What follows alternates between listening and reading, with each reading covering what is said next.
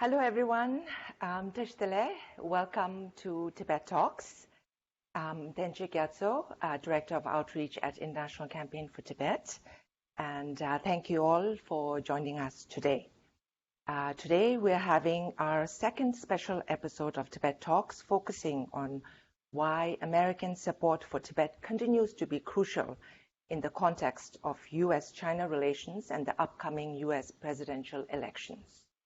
So our guest today has served in key policy positions in Washington, D.C. for much of the past 30 years, including as President Obama's White House counsel, and previous to that, as assistant to the president and special counsel for President Clinton.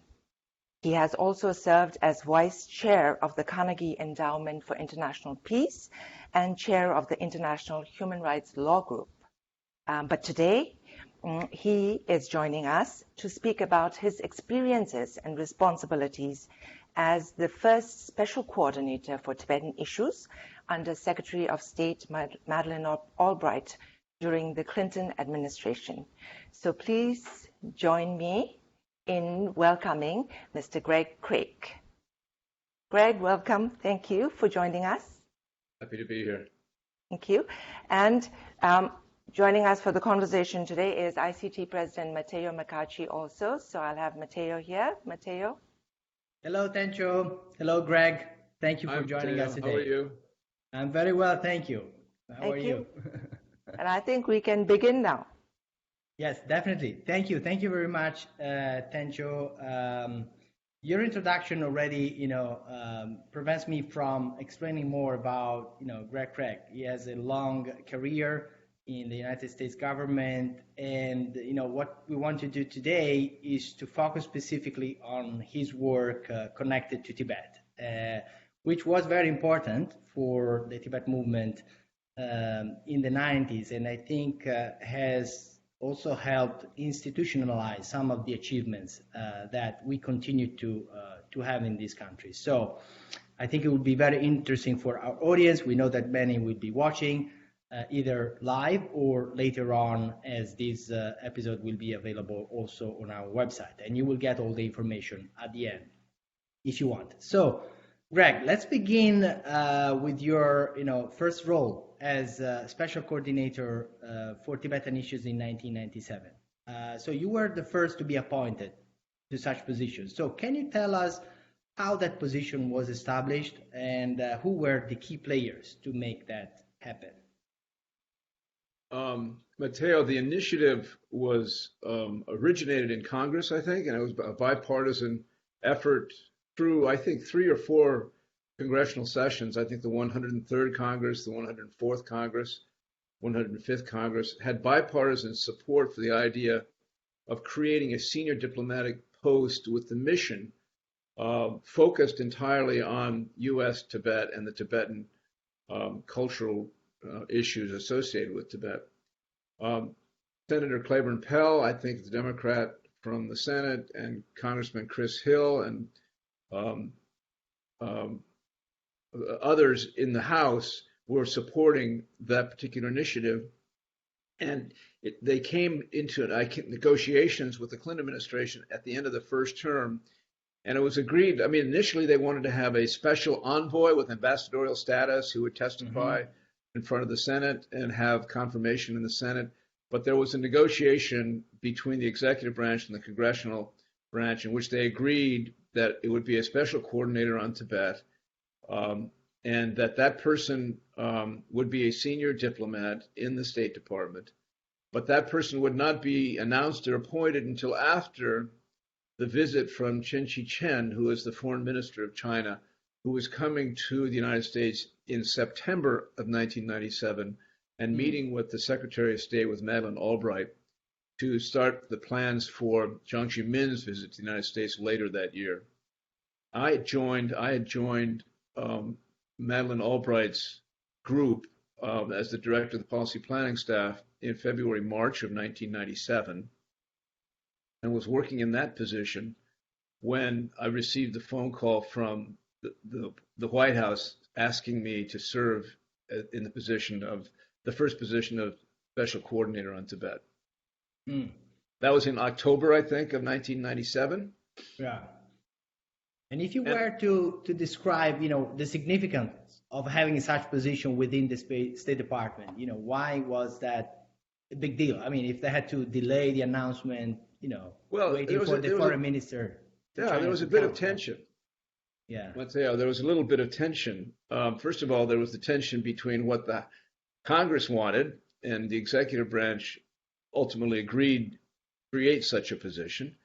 But it was the congressional pressure that was largely responsible for that. Secondly, in the second term of the Clinton administration, there was an agreement to focus more on trying to improve relations with China. And so the concern in the Congress was that if the position of the new position of special coordinator on Tibet was in the China Bureau in the State Department, it would get lost among those diplomats in the United States government who cared more about establishing more normal and more regularized relations with China. Whereas they also felt that if they put the position into the Bureau of Human Rights and Labor Issues, that the human rights emphasis would be too much. So they had the tension inside the building. But thirdly, the third consideration was they wanted to have someone who was senior enough, so it wasn't someone that was out of touch with the secretary or out of touch with the White House. So they needed to find someone that wasn't in the China Bureau, wasn't in the Human Rights Bureau, but was senior enough and had some credibility in the human rights community. And I guess I was the compromise.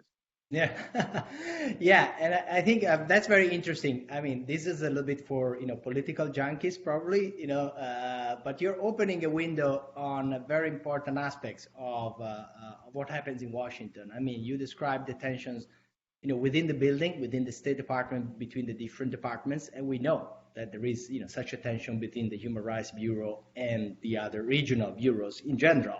What should be the priorities. But also there is the tension between the buildings, between the State Department and Congress, right? Because Congress has been, especially on Tibet, and this is actually, we can say, is to this day. That's why it's relevant to have this conversation. Because even today, It's interesting, Matteo, that you should use the phrase opening the door, because I had no idea how closed that door was until I called up Lodi Gary, who was the leader, the chairman, at the time, and I said, Mr. Gary, I've never met you, but I've heard about you. I'd like to meet you, and invited him to come to the State Department. He said, really? Can I come to the State Department? That was the first time anybody from the formal Tibetan organizations had been invited to have meetings inside the State Department. And to me, it was quite natural, and it would have been very unnatural for me to leave the State Department to go to meetings at Lodi's office as opposed to Lodi coming to the State Department. So that by itself, just having that meeting opened a door that had not been opened prior to that. Yeah, that's very important. I think it shows, how much, progress has been made in a way, but also how these should not be taken for granted, because it's also easy to go back to that, because of those tensions. So that's very interesting. And we heard also actually from Paula Dobriansky last week. He was one of your successors in that position. And she told us later on, you should mention to Greg Kress, she knew you were coming on this talk, that you were very helpful and instrumental in giving her all this background probably that you have described to us, just maybe this is just a little bit of that, in allowing her to be able to perform in such a position. And I think, she was, and I'm reminding our viewers, she was the special coordinator under the Bush administration, George W. Bush administration from 2001 to 2008. And what I want to ask you, that was, I think, a very, high level and well coordinated bipartisan, cooperation between different administration and, different political camps. Now we see in Washington there is a very tense political climate, and in which almost any issue can be used as a political tool, from one side or the other. Do you think this kind of bipartisan cooperation still exists in Washington? Well, I've not been involved in the efforts to develop or support or build a bipartisan relationship about Tibet. And I hope it still exists on Tibet. There's absolutely no reason for it not to. And I think one of the reasons we were able to have an impact in the 90s, not only on the State Department's approach to China, but on the White House's approach, on President Clinton's visit to China, where the issue of Tibet came up, was because of the bipartisan support. There was a genuine, enthusiastic bipartisan support from Republicans and Democrats in the Congress. That was where it came from primarily, in the Congress, for a policy towards China that had in it, as a central component, concerns about Tibet. And of course, the special coordinator on Tibet and his participation in the development of policy towards China and towards Tibet played a key role in that. So I would hope that that's still true and that's still possible. I haven't had personal experience with that at the moment, so I can't. You'd be in a better position actually to talk about this. Yeah. No, there is definitely support. I mean, at the congressional level, what I was thinking more is like, at the executive level, if the tensions that we see may also have repercussions on foreign policy issues in general, whether it's China or Russia. I mean, it seems to be more political than it used to be. It was, I think, this idea of a, bipartisan foreign policy was, very well established. I think still is, especially in Congress, but I wonder whether, the executives can, shift that a little bit. So, well, I do appreciate that there's been an effort, I think, to use U.S.-China relations in a more political way over the last months.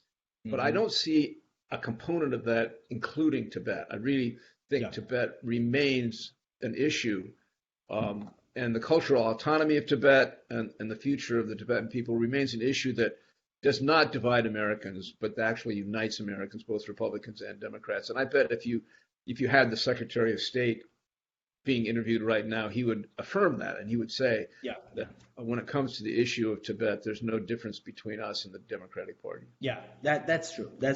So you were appointed to that position in 1997, but if I understand correctly, that was not your first experience with Tibet in your career. So can you tell us more about that when you were as a foreign policy staffer on the Hill? Well, yeah, for 5 years I was Senator Kennedy's senior foreign policy advisor, and during the period of sort of 1984 to 1989, which were the 5 years that I worked for Senator Kennedy, there was a good deal of competition on the Hill in Congress among the Chinese government versus the Taiwanese to get staffers to travel to Taiwan or to China. And so these trips became very frequent and very well attended. And I was invited, I think the very first year that I was on Senator Kennedy's staff, to come to China. And I said, I'm very interested in going to China, but I won't go unless Tibet is on the itinerary. And they said, well, it's not on the itinerary this year. And so, sorry, we're not going to change it. So I said, well, sorry, I'm not going to go. And for 2 or 3 years, Tibet was not included by what? No, they hoped Tibet would go away. They thought Tibet would be ignored. And for 2 or 3 years, they continued to invite me and thought that they ultimately would be able to persuade me to come. But they never included Tibet until the third or fourth year that I was there. They said, we've changed our policy. We're now going to include Tibet on the trip. Will you please come? And I said, I'd love to come, but I can't. I had a conflict. So I never got to Tibet. But it was certainly on my horizon. And I'd been chairman of the International Human Rights Law Group.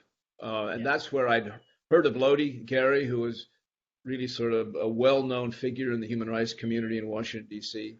And we did care about Tibet, although most of our programs were in Latin America at that point. Yeah. Okay. So going back to your role as a special coordinator. So it was, as you mentioned, was under President Clinton. So we now want to play a clip for our audience. And this is about a press conference that President Clinton and President Jiang Zemin had in Beijing. So we'll comment about that later.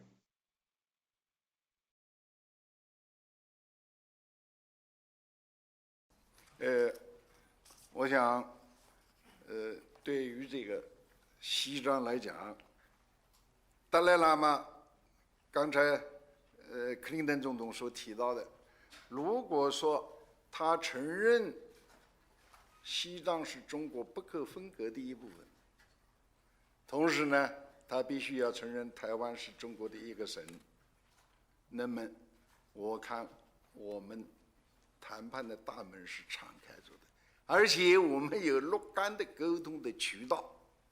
这一点呢，我希望达赖他能够有积极的变化。我感觉克林顿总统他是非常坚持美国利益的，我呢也坚持中国的利益，但是我跟他两人还是可以非常友好的交谈协商。这是什么 ？This is democracy。我想说明我们有很多值得相互学习的地方。If you agree, I think we will finish this. I agree, but you have to let me say one thing about the Dalai Lama since you brought it up. 我同意，但是你得让我说一个事情关于达赖喇嘛。First, I agree that Tibet is a part of China, an autonomous region of China. And I can understand why the acknowledgement of that would be a precondition of dialogue with the Dalai Lama. But I also believe that there are many, many Tibetans who still revere the Dalai Lama and view him as their spiritual leader. President Jiang pointed out that he has a few followers of Tibetan Buddhism, even in the United States and Europe. But most of his followers have not given up their own religious faith. He has followers who are Christians and supporters, excuse me, not followers, supporters, who are Christians, who are Jews, who are Muslims, who believe in the unity of God and who believe he is a holy man. But for us, the question is not fundamentally religious, it is political. That is, we believe that other people should have the right to fully practice their religious beliefs, and that if he, in good faith, presents himself on those terms, it is a legitimate thing for China to engage him in dialogue.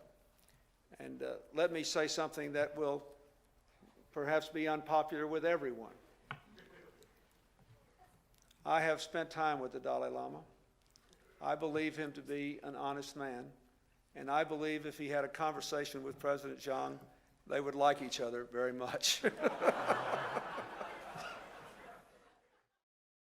That was interesting, I think. And yeah, I see you laughing because probably you have many memories from that time. So can you tell us what led, President Clinton to engage at that level with President Yang?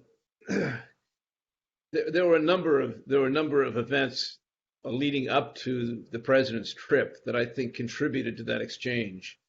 One of the critical ones was the Secretary of State, Madeleine Albright's meeting with Jiang Zemin in Beijing some months prior to President Clinton's meeting with his trip to Beijing, where Madeleine Albright went out of her way in the talking points she had with Jiang Zemin to say that the president was going to raise the issue of Tibet, and that she herself was concerned about and hoped that a dialogue might be possible to develop between the Dalai Lama and Jiang Zemin. So Jiang Zemin's response to Madeleine Albright raising that issue, which I don't think any Secretary of State had ever done to the head of China, to the president of China, was for him to react and to begin. I think he spoke uninterruptedly for 15 minutes to the Secretary of State to establish his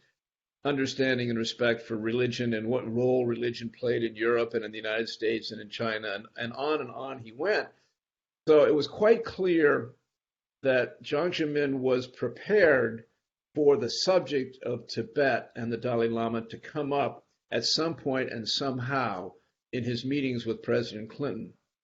The way in which it came up at the public press conference, as opposed to in a private meeting where they would come out and say we raised and talked about the issue of Tibet, was extraordinary, because there you saw both sides making comments and stating their government's policy towards Tibet and the Dalai Lama. I don't think anything like that had ever happened prior to that, and I doubt that anything like that has happened since.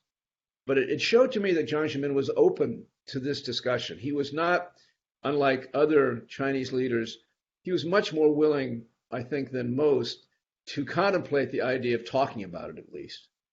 Yeah. And I think President Clinton believed that when he came back and debriefed us on his meetings with Jiang Zemin. He found him to be, yes, a tough-minded leader of the Communist Party of China, but someone who was also someone you could talk to.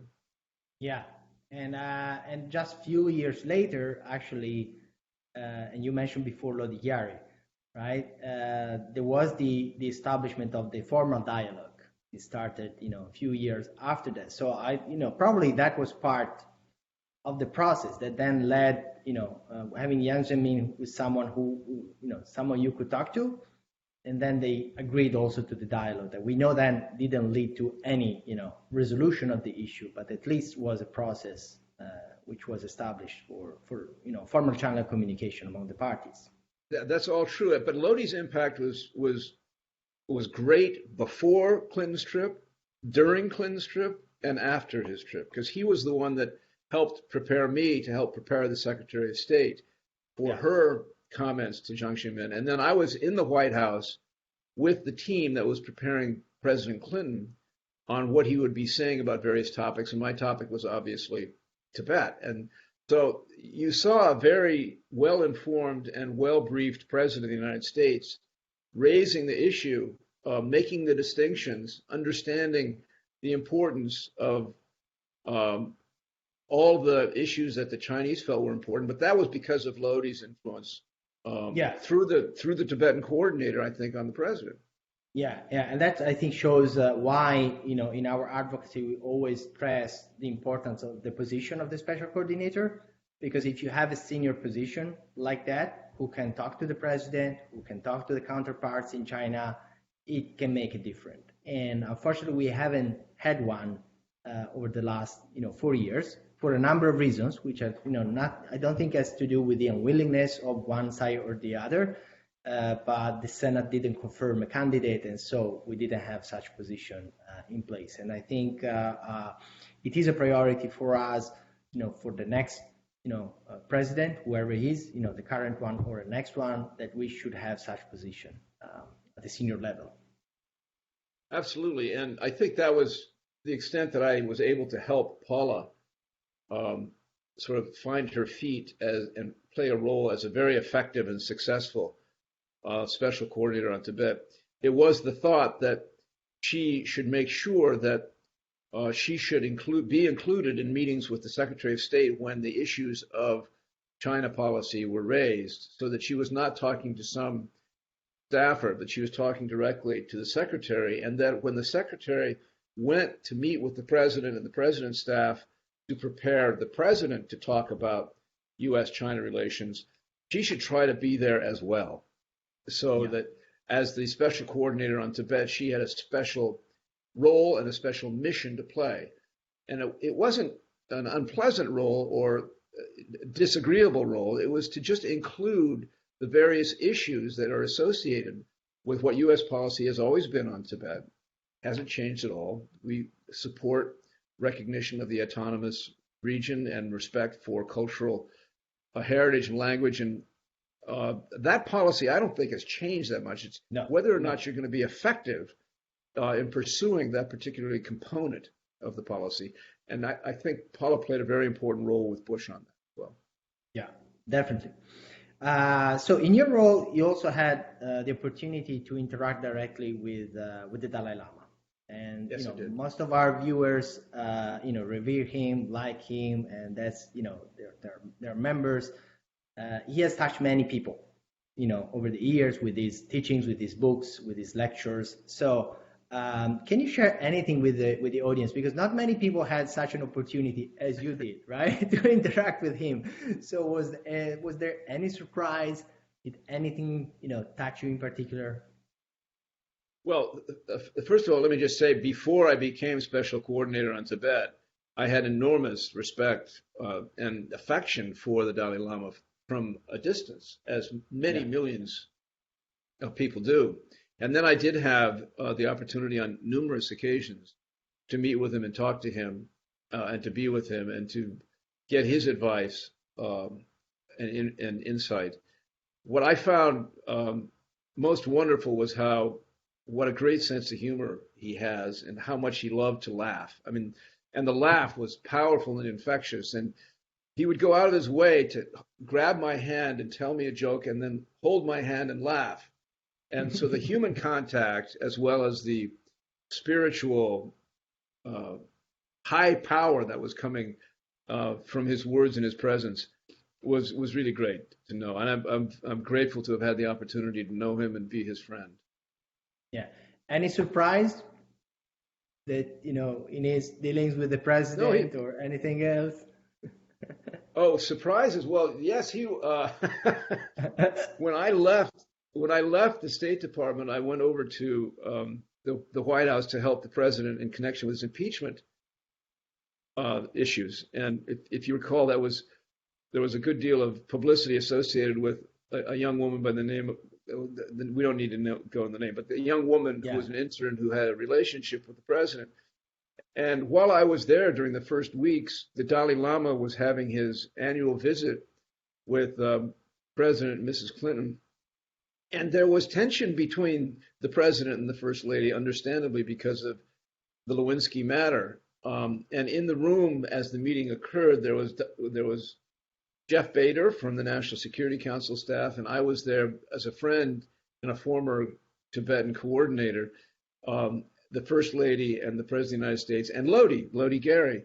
And as we talked for about 15 minutes, the Dalai Lama said, "Do you mind if we have this conversation alone?" So the three of us got up, and he stayed on and talked to Mr. and Mrs. Clinton for another 25, 30 minutes. And so not only was he a great leader of a great religion, and venerated around the world, but he became a very special marriage counselor, I think, at that particular moment. Yeah, that I think is news to many people. And yeah, we won't comment on that, but thank you for sharing that information. I think it shows the human tension that the Dalai Lama always has, with whoever he meets, whether it's someone of his students or maybe like a leader of the world, like President Clinton was at the time. So now coming back to today, we have a very tense U.S.-China relations at the moment. I think, commentators are saying they haven't seen, such tension, over the last, 20, 30 years. Congress has also taken the lead, frankly. There is a lot of, action coming from the administration, especially over the last few months, but Congress started a few years ago also to take bipartisan action. One such action was the Reciprocal Access to Tibet Act, which was passed in 2018 and which wants to promote access to Tibet. As you mentioned, Chinese authorities, even when inviting staffers or when they receive requests from diplomats, they require actually an additional permit and an additional level of screening to allow foreigners to go to Tibet. So this law is based on the principle of reciprocity, which means that the United States is going to ask now the Chinese government to treat U.S. citizens that want to go to Tibet as Chinese citizens are treated in the U.S. And so that means that there are no restrictions to Chinese citizens, so there shouldn't be restrictions for Americans. Do you think this policy approach is useful in dealing with China based on your experience? Yes. Well, obviously, I care a lot about the ability to travel there. I've cared about that for 40 years or more.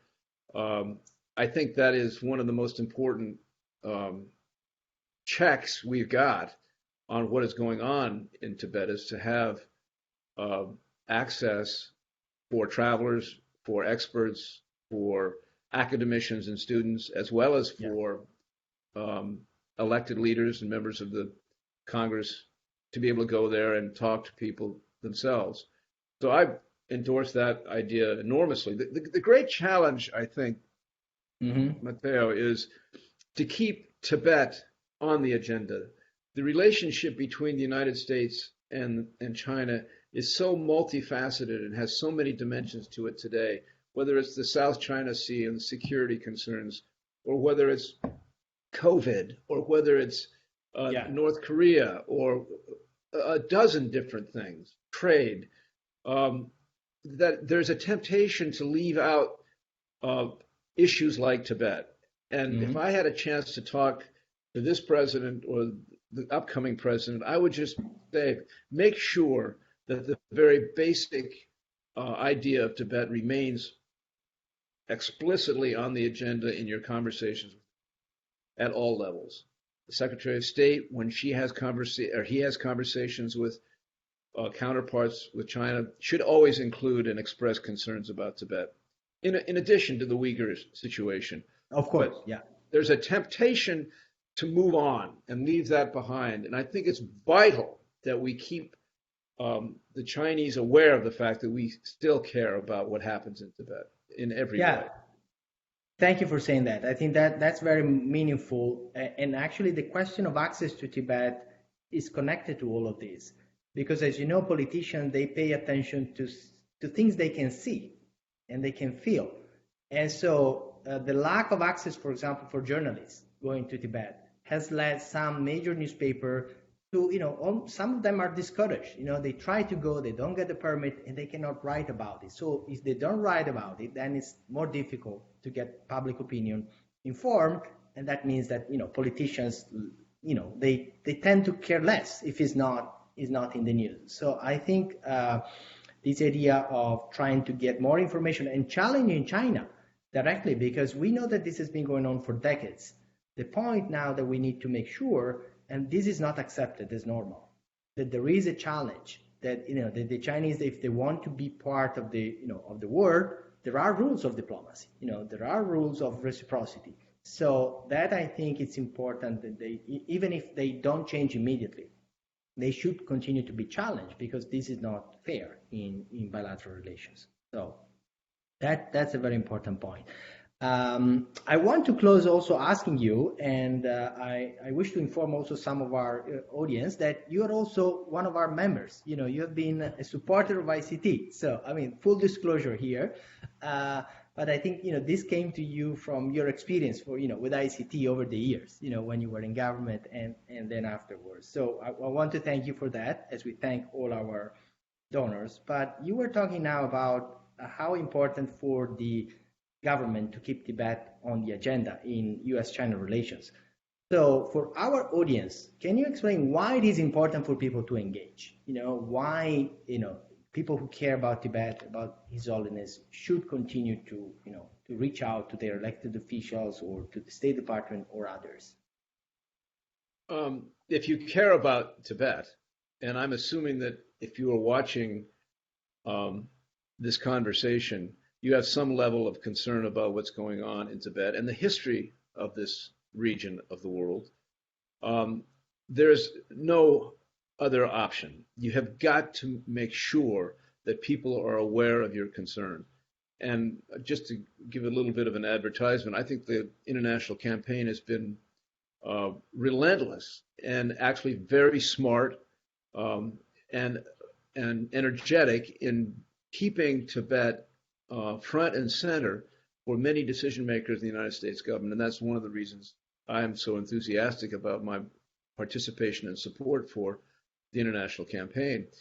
Without it, I'm not sure that the members of the Senate and the members of the House, or even members of the executive branch, would be as aware. And one of the reasons I think the campaign is so successful is because it's measured, it's common sense, it's authoritative, it's conscientious. It does not mislead people as to what the reality is. It's an honest reporter of events, and it's aware of what the issues are and is thoughtful about proposing solutions to policy concerns and dilemmas, and sensitive to the tensions, just like we talked, Matteo.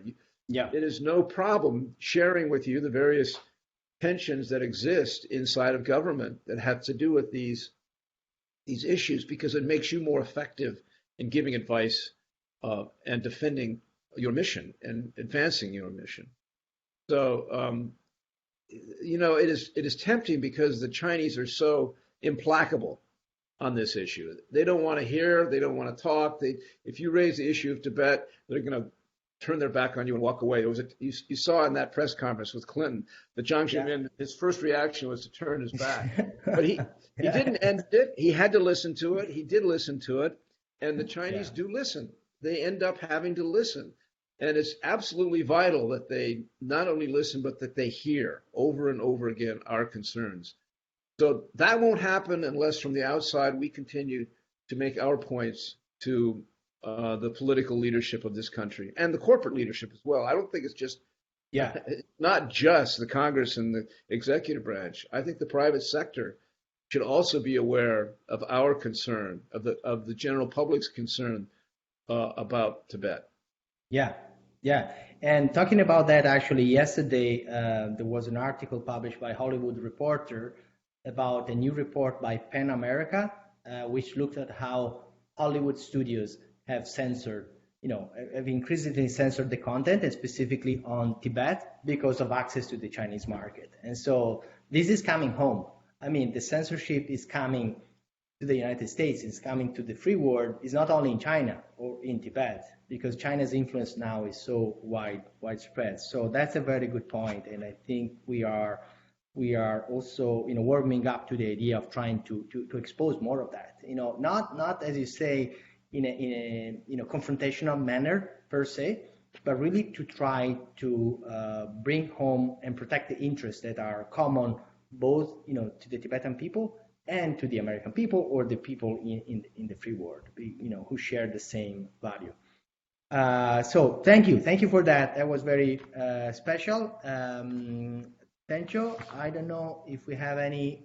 We are a little bit behind with timing. I don't know if you have one question or two from the audience, or we just proceed. No, I think we're good on time. We don't have audience questions. Good. All right. And we've had a very interesting conversation so far. So thank you very much.